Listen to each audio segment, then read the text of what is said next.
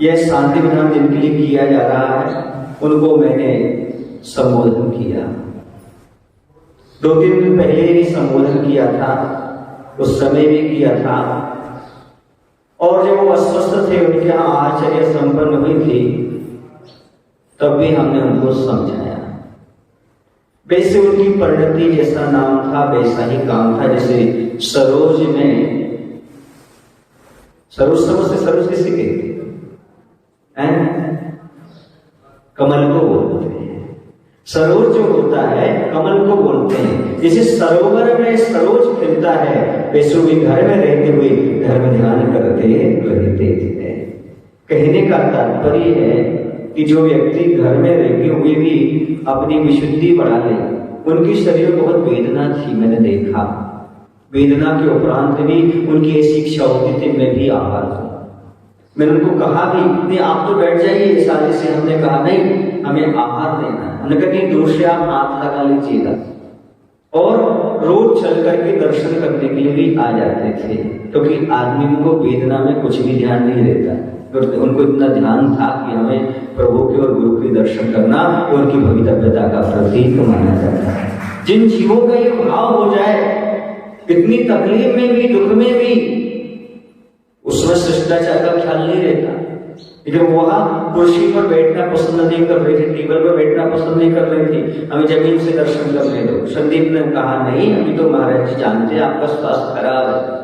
मतलब शिष्टाचार का पालन भी उस समय उनको याद रहा, इतनी अस्वस्थता में भी कि मुनि महाराज के पास आए, हम कुर्सी पर बैठ करके दर्शन नहीं करना चाहते। उनको संबोधन दिया और ये भी कहा कि आरंभ परिग्रह का त्याग कर दो। दूसरी बात यह है कि जितने आपके शरीर पर वस्त्र हैं, इनके अलावा सबका त्याग कर दो। और अंत समय लगभग 10-5 मिनट पहले ही मैं पहुंचा था संबोधन करने के लिए। और जैसे मैं संबोधन किया, उनकी आंखों से आंसू झलक गए। हमने कहा आप सुन रहे हो तो कुछ संकेत करो, यदि आप सुन रहे हो तो कुछ संकेत करो, क्योंकि मैंने आपको संबोधन किया, ये त्याग करवाया, तो या तो आप पलक को झपकाइएगा। तो पलक तो नहीं झपका पाए, उनकी आंखों से क्या आ गया? पानी आ गया। मुझे लगा इस प्राणी ने अपना कल्याण कर लिया। कुछ ना कुछ तो संबोधन उनके अंदर जाता है। भले शरीर अपनी परिणति पर है, लेकिन परिणामों को संभालना अलक्षित होती है। ऐसा न समझे जो व्यक्ति सहजता से मरण करता है तो उसके परिणाम अच्छे होंगे, और जिसको आकुलता होती है उसके परिणाम विकल होंगे, ऐसा नहीं। परिणाम अलग चीज है, शरीर अलग है। शरीर का परिणाम तो चलता रहता है, वेदना भी होती है, किंतु अंदर के परिणाम भी व्यक्ति संभाल लेता। और वेदना ना भी हो तो जरूरी नहीं क्यों है अपने परिणामों को संभाल ले। इसलिए बाहर की एक्टिविटीज को देख करके हम अंदर का अनुमान नहीं लगा सकते। बंधुओं में यही कहता हूं कि हमें भी ऐसा ही जीवन जीना है। गृहस्थों के लिए ऐसा जीवन जीना है कि न जग को त्यागो, न हर किसी को भूल जाओ जिंदगानी में। न जग को त्यागो, न हर किसी को भूल जाओ जिंदगानी में। दुनिया में ऐसे रहो जैसे कमल रहता है पानी में।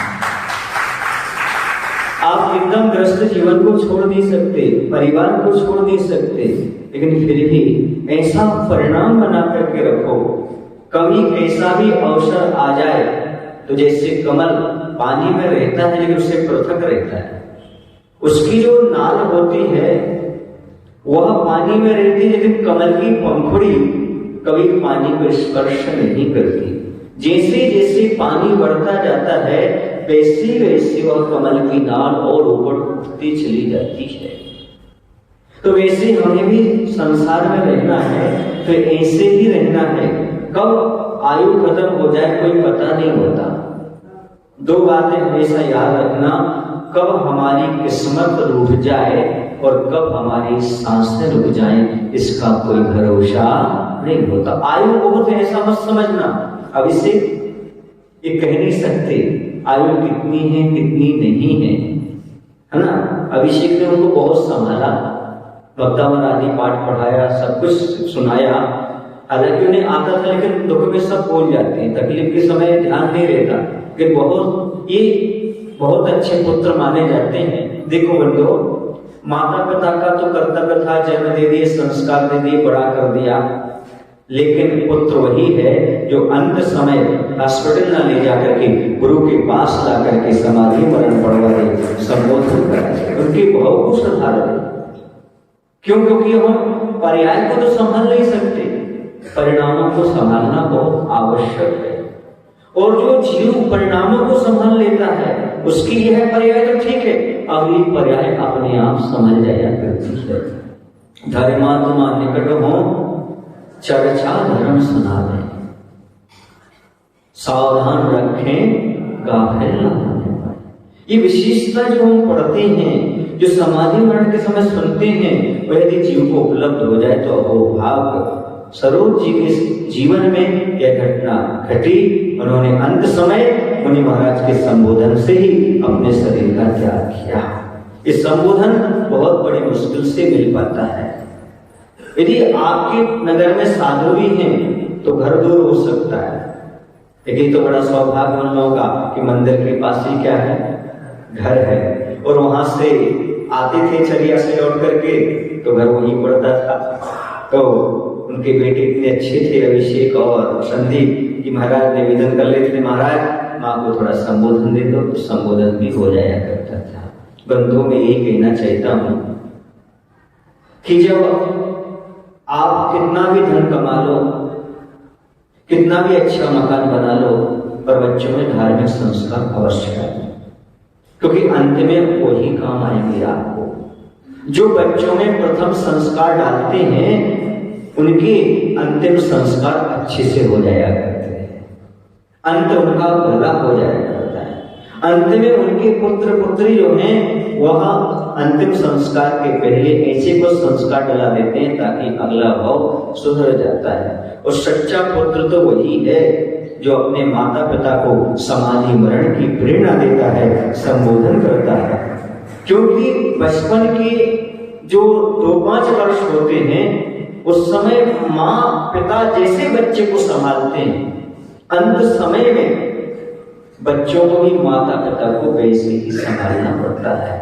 उनकी गंदगी साफ करना, कपड़ों को बदलना, उन्हें समझाना, भोजन कराना, नवकर्म सुनाना, ये सारे के सारे कार्य वृद्ध अवस्था में बच्चों का कर्तव्य कराना।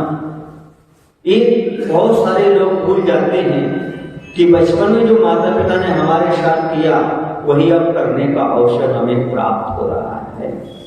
और बुढ़ापा वास्तव में बहुधा बचपन का पुनरागमन होता है। जिस चीज को रोका जाता है बुढ़ापे में आदमी को वही करने की इच्छा होती है। और जैसे बच्चों को समझाना बड़ा मुश्किल होता है, वैसे वृद्ध व्यक्ति को समझाना भी बहुत मुश्किल होता है, क्योंकि बुद्धि में प्राय करके समानता सी हो जाती है। होती तो सरलता है, लेकिन जिस चीज पर जिद कर ले वह बड़ा मुश्किल होता है। इसलिए वहां संभालना बच्चों का कर्तव्य हुआ करता है।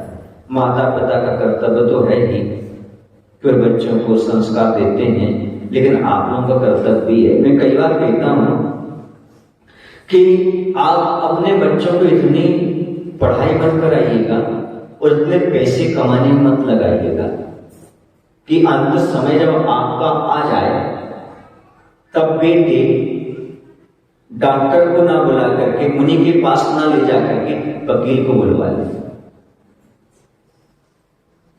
तो समझ में आया? हाँ, पंकज समझ गए इस बात।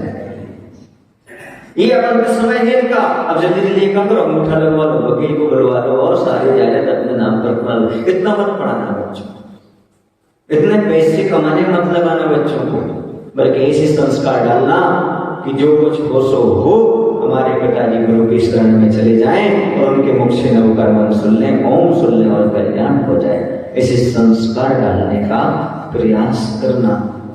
आज कोरोना काल में तो, अब कोरोना काल ही कहो, अभी कोई भरोसा नहीं आगे क्या हो जाए।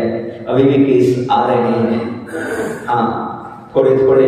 तो इस काल में किसी का कोई भरोसा नहीं कब किसकी आयु समाप्त हो जाए। तो मेरा कहने का तात्पर्य इतना सा है कि आप अपने जीवन में कुछ ऐसा काम करो कि आपके जाने के बाद लोगों को लगे इस दुनिया से कोई आदमी गया है। वरना ऐसे तो बहुत सारे लोग चले जाते हैं। मुझे वो 4 पंक्तियां याद आती हैं, इसने लिखी हैं। अर्थी चली आ रही थी, वक्त था शाम का, भीड़ बहुत थी, अर्थी चली आ रही थी, वक्त था शाम का, लोगों के मुख से एक ही आवाज आ रही थी, यह आदमी था काम का, यह आदमी था काम का। बस ऐसा कुछ अपने जीवन में करो, चाहे वह परिवार के लिए दे करके जाओ, चाहे समाज के लिए दे करके जाए, चाहे नगर के लिए दे करके जाओ, ऐसा कोई उदाहरण बन करके जाओ, ऐसा कोई कार्य करके जाओ कि परिवार के लोग ये कहें आदमी तो था काम का। क्योंकि आज का व्यक्ति काम की ओर ध्यान देता है, नाम की ओर ध्यान नहीं देता। बचपन में